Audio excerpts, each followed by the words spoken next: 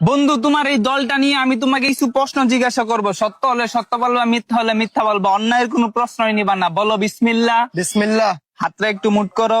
উপরে আছে এক চাঁদ এক সূর্য, আর নিচে আছো তোমরা এই আজব দলের আজব কিছু সাপোর্টার। কথা সত্য না মিথ্যা? সত্য।